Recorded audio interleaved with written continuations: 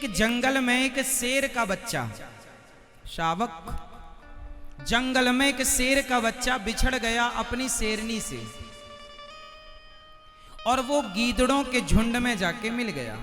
एक जंगल था, उस जंगल में एक बढ़िया शेर रहता था और शेरनी रहती थी। दोनों से एक बच्चा हुआ, शावक हुआ शेर का। तो शेरनी का बच्चा छोटा सा ही था। एक दिन शेरनी कहीं चली गई और बच्चा वहां से गीदड़ों का झुंड निकला। तो बच्चा था, शेर का बच्चा गीदड़ों के झुंड में मिल गया और मिल करके बहुत दूर चला गया। अब वो चाह करके भी अपने घर को वापस नहीं आ पाया और धीरे धीरे दिन गुजरते गए और वो अपने शेर पिता को और शेरनी माँ को भूल गया और वो गीदड़ों के संग रहता रहता वो अपना माई बाप गीदड़ों को मानने लग गया। गीदड़ों के संग खाए, गीदड़ों के संग सोए, गीदड़ों की तरह वो गीदड़ जैसे आवाज निकालें वो भी आवाज वैसी निकालने की कोशिश करे। शेर का बच्चा धीरे धीरे बड़ा हुआ, वो अपनी जवानी में आ गया, यथार्थ रूप में आ गया, पर था गीदड़ों के संग, गीदड़ों की तरह व्यवहार करता। एक दिन क्या हुआ कि वो गीदड़ों के संग घूम रहा था, तभी किसी शेर की नजर पड़ी और शेर की नजर पड़ी तो उसने कहा, क्यों रे, तू शेर का बच्चा होकर गीदड़ों के झुंड में क्या कर रहा है?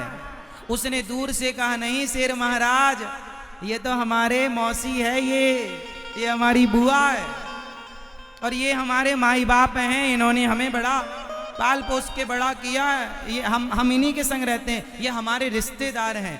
शेर बोला, ना, तेरे रिश्तेदार वो हो ही नहीं सकते, तेरे रिश्तेदार तो हम हैं, तू हमारा बच्चा है, तू वहां क्या कर रहा है? बोले, हम तो बचपन से यही हैं। हाँ, तो बिछड़ गया होगा, चल यहां। उसने दहाड़ लगाई शेर ने, तो उसने भी अपने यथार्थ रूप में दहाड़ा और जब दहाड़ा तो सारे गीदड़ भाग गए। अरे ये तो शेर है, सारे भाग गए, वो अकेला रह गया। वो अपने यथार्थ रूप को जाना, रे मैं तो शेर हूं और मैं गीदड़ों के संग रहता था। मैं शेर हूं पर मैं रहता गीदड़ों के संग, इसलिए मैंने अपने आप को गीदड़ मान लिया। कहानी पूरी हो गई। सवाल ये है कि बताओ वो बिछड़ा हुआ शेर कौन है? सवाल है वो कौन है जो अपने यथार्थ रूप को भूलकर अपने आप को गीदड़ मान रहा है शेर का बच्चा पर मानता क्या है? गीदड़। बताओ वो गीदड़ कौन? उत्तर, मैया बड़ी खुश होके कह रही है।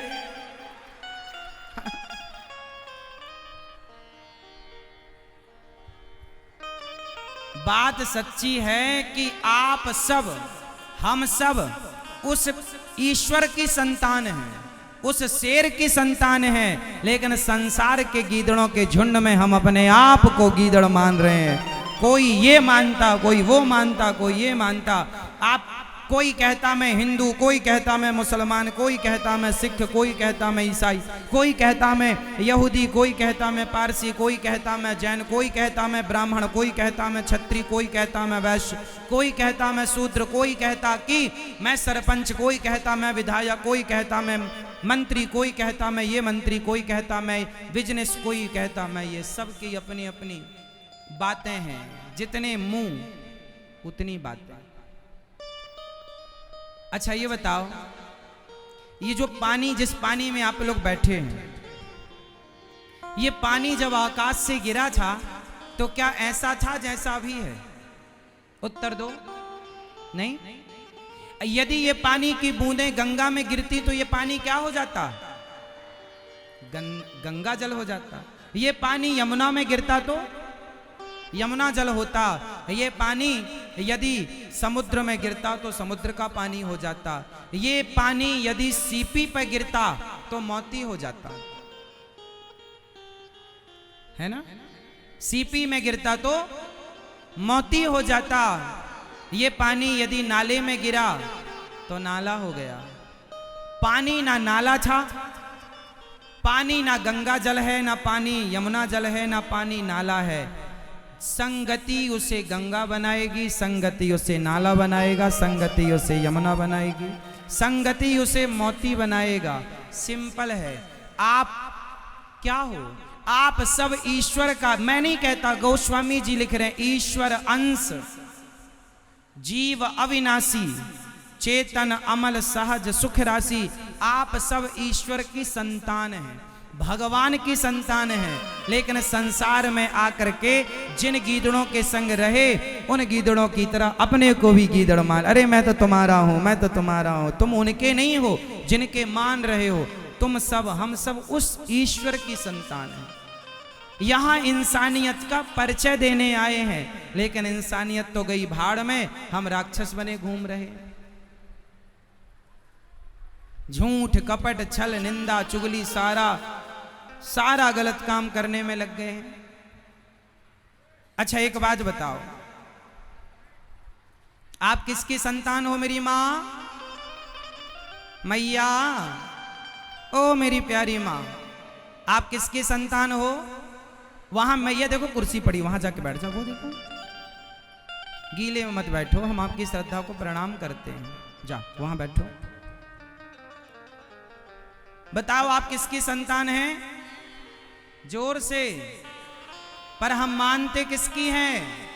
अच्छा मुझे एक छोटा सा प्रश्न और पूछूंगा मैं आपसे, उत्तर दीजिएगा। आपके बच्चे में, आपके बेटे में, आपके बेटी में आपका शेयर कितने परसेंट है? आपकी बेटी हो या आपका बेटा हो, आपकी बेटी और आपके बेटे में आपका शेयर कितने परसेंट है? कौन बताएगा? कितने परसेंट बताओ? आपकी जो कहते हो ये मेरी बेटी, जो कहते हो ये मेरा बेटा, कितने परसेंट है वो आपका? और आप अपने माँ बाप के कितने परसेंट हो? उत्तर दो, कुछ तो बोलो। मैया, ओ मेरी माँ, कितने परसेंट शेयर है? आप बताओ, आपके बच्चों में आप लोगों का कितने परसेंट शेयर है? कितना? सिर्फ 3%। 1% बाप का और 2% मां का। 1% बाप का शेयर है, 2% मां का, बचा 97%। वो 97% पूरा का पूरा भगवान का शेयर है। अब मैं आपको इसे डीप में समझाता हूं। कैसे? जो बात कहूंगा उसे पूरा आपके खोपड़ी तक पहुंचाऊंगा, समझो। एक पिता का 1% शेयर कैसे है? एक पिता क्या करता है, जब मां गर्भवती होती है ना, तो एक पिता, जब मां गर्भवती होती है, गर्भवती होते ही पिता का कार्य पूरा हो गया। एक पिता का क्या योगदान होता है बच्चे में? बताओ। सिर्फ पिता के द्वारा मां के गर्भ में पानी की कुछ बूंदें स्थापित हो जाती हैं, ये पिता का योगदान है। उसके बाद मां के पेट में बच्चा, वहां मां के रज से मिलकर, पिता के तेज को मिलकर, दोनों के एक का रज एक का तेज मिला और बच्चे का निर्माण कार्य मां के पेट में संपन्न हुआ। चूंकि 9 माह हमारा भार मां उठाती है, इसलिए मां का परसेंट 2% शेयर है। टोटल हुआ 3% योगदान मां और बाप का। बाकी पिता ने अपना कार्य पूरा किया, मां ने भी अपना कार्य पूरा किया, दोनों हट गए। उसके बाद पेट के अंदर आगे का पूरा प्रोसेस बताओ, मां निपटाती है कि बाप निपटाता है? उत्तर दो। आगे का पूरा जो कार्यक्रम है, बच्चे का सिर बनेगा, बच्चे की आंख बनेगी, कान बनेगा, पेट बनेगा, पीठ बनेगी, हड्डी बनेगी, नसें बनेंगी, खून बनेगा, और जो नख बनेंगे, बाल बनेंगे, जो भी सिस्टम है वो कौन? तुम्हारी मां लगाने गई थी बाल सिर पे, तुम्हारी मां लगाने गई थी नाखून, हड्डी किसने तैयार की?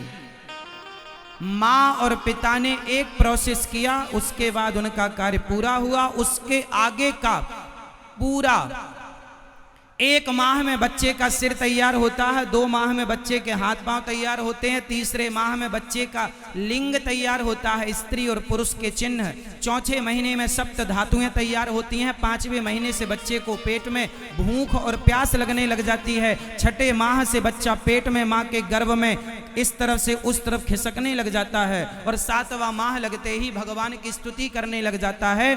पेट में उसे सारी याददाश्त आ जाती है कि किस पाप कर्म से वो फिर से गर्भ में आया, और स्तुति करता हुआ भगवान से कहता है, हे प्रभु बड़ा कष्ट है इस माँ के गर्भ में, इतनी सी जगह में आदमी रहता है, स्त्री पुरुष रहते हैं, उल्टा लटका रहता है, पांव ऊपर सिर नीचे रहता है, बड़ा कष्ट ऐसे सिकुड़े पड़ा रहता है। भगवान क्षमा करो, कहाँ तुम नरक में डाल रहे हो। माँ के पेट में मलमूत्र होता है, कई बार वो मुंह में चला जाता है, डॉक्टर कहते हैं गंदा पानी चला गया। वो गंदा पानी एक्चुअली माँ के पेट का मल और मूत्र होता है, जो कि बच्चे के पेट में चला जाता है। और ऐसे करते करते 9 माह होते हैं, प्रसव का वेग आता है और बच्चा माँ के गर्भ से निकलकर बाहर आता है। पूरा प्रोसेस जो है माँ बाप के कार्यक्रम के बाद भगवान ने आपकी रचना की। आप इस बात से सहमत हैं या नहीं? बताइए किसका पूरा कार्यक्रम था? तो बताइए क्या भगवान का आप में कोई योगदान नहीं है? जोर से। तो आप कितने % अपनी मां के हो? जोर से। 2%। और कितने % अपने पिता के हो? 1%। और कितने % आप भगवान के हैं?